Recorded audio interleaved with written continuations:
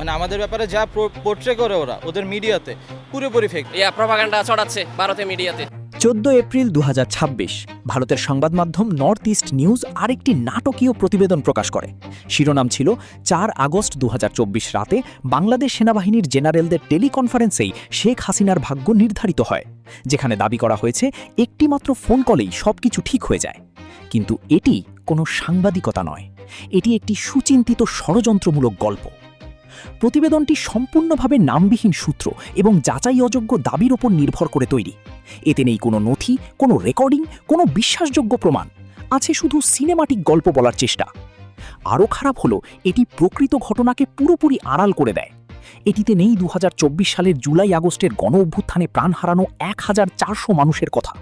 এটি উপেক্ষা করে বছরের পর বছর ধরে অভিযোগ থাকা স্বৈরাচারী শাসন, গুম, নির্বাচনী কারচুপি এবং সেই জনরোষ যা লাখো মানুষকে রাস্তায় নামতে বাধ্য করেছিল। বরং এটি একটি ঐতিহাসিক গণ অভ্যুত্থানকে একটি সাধারণ সামরিক ষড়যন্ত্রে সীমাবদ্ধ করে ফেলে, যেন সাধারণ মানুষের কোনো ভূমিকাই ছিল না।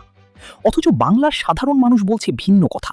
এদের বেশিরভাগ মিডিয়া হচ্ছে ফেক নিউজ করে আমাদের জন্য, মানে আমাদের ব্যাপারে যা পোর্ট্রে করে ওরা ওদের মিডিয়াতে পুরোপুরি ফেক। আপনি যদি মানে সুস্থ মস্তিষ্কের মানুষ হন তাহলে আপনি বুঝবেন যে ও কী বলতেছে। আর আপনি বাংলাদেশে থাকেন, ওনাদেরকে আসতে বলেন, আমাদের সাথে চলতে বলেন, দেখতে বলেন যে আমরা কি ফেস করতেছি, তাহলে ওনারা বুঝতে পারবে। আমার মনে হয় না ওনারা তাও বুঝবে। ওনাদের হচ্ছে কি বলে, মানসিকভাবে ওনারা অন্ধ।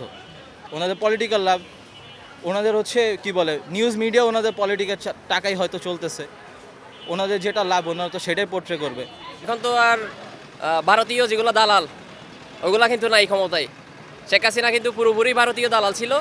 আর এখন যেহেতু ভারতের যে প্রভাবটা বাংলাদেশে কিন্তু কাজ করতেছে না, ওই কারণে বাংলাদেশকে নিয়ে 5 আগস্টের ওইটা একটা প্রপাগান্ডা ছড়াচ্ছে ভারতীয় মিডিয়াতে। জনগণের আন্দোলন ছিল ভাই।